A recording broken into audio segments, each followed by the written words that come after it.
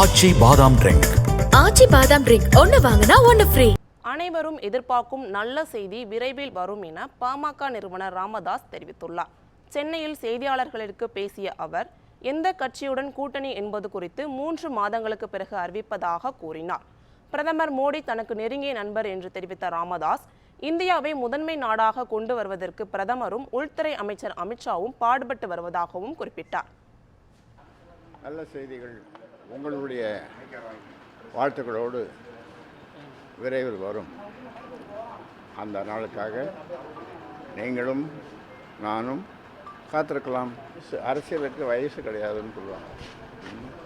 அரசியலுக்கு வயசு கிடையாது. கலைஞர் 94 வயசு வரைக்கும், 95 தெரியல, அவர் வயது கிடையாது. சக்கர நாற்காலியிலே இருந்து முதலமைச்சராக இருந்தார் கலைஞர்.